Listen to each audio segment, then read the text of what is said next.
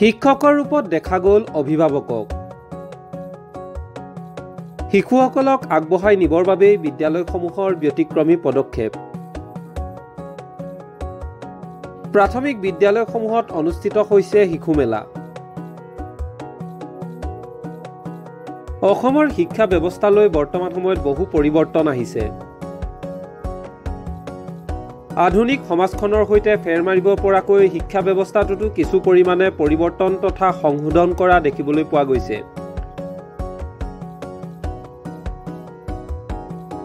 পূৰ্বতে শিক্ষানুষ্ঠানসমূহত কেৱল আনুষ্ঠানিক শিক্ষাৰ ওপৰতে অধিক গুৰুত্ব প্ৰদান কৰা হৈছিল। বিদ্যালয়সমূহত ছাত্ৰ ছাত্ৰীৰ পৰীক্ষাৰ নম্বৰৰ ওপৰত অধিক গুৰুত্ব প্ৰদান কৰা হৈছিল।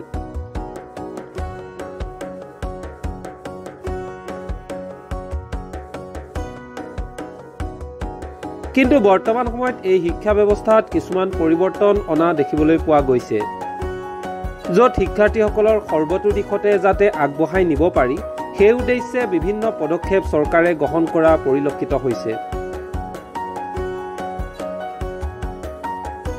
বিশেষকৈ অসমৰ প্ৰাথমিক পৰ্যায়ৰ শিক্ষা ব্যৱস্থাত বিশেষ সংশোধন কৰা দেখিবলৈ পোৱা গৈছে। প্ৰাথমিক অৱস্থাৰ পৰাই যাতে শিশুসকলে অধিক সক্ৰিয় হ'ব পাৰে সেইবাবে বিশেষ পদক্ষেপ গ্ৰহণ কৰিছে।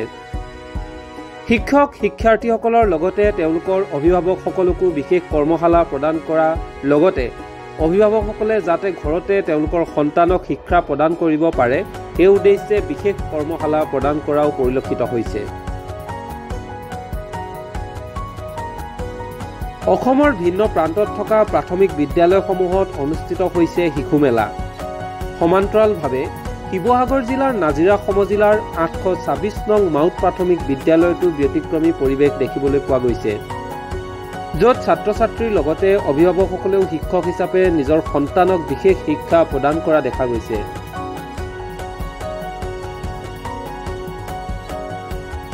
প্ৰাথমিক বিদ্যালয়খনত ক শ্ৰেণীৰ ছাত্ৰ ছাত্ৰীসকলক শিশু মেলাৰ জৰিয়তে সৰ্বতো দিশৰ শিক্ষা প্ৰদান কৰিবলৈ চেষ্টা কৰিছে।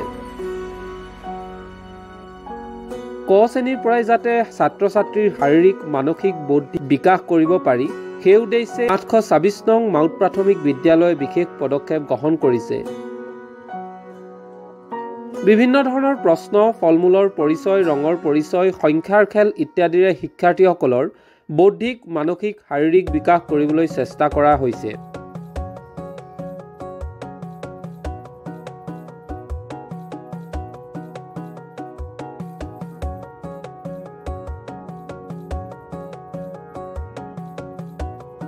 নমস্কাৰ। আজি আমি 826 নং মাউত প্ৰাথমিক বিদ্যালয়ত শিশু মেলা ক শ্ৰেণীৰ ছাত্ৰ ছাত্ৰীসকলৰ শিশু মেলা অনুষ্ঠিত কৰা হৈছে।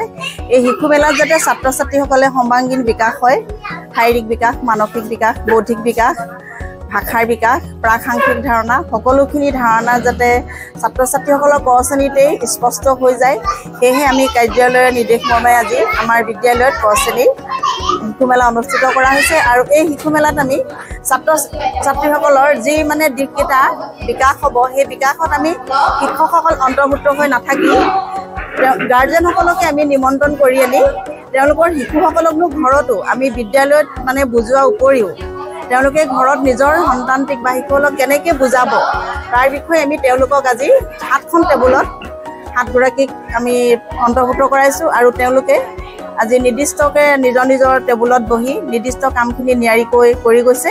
আমি তাত নথৈ সুখী হৈছোঁ। এই সহযোগিতা আমাৰ বিদ্যালয়ত আছে আৰু আমি সদায় তেওঁলোকৰ পৰাই সহযোগিতা বিচাৰোঁ।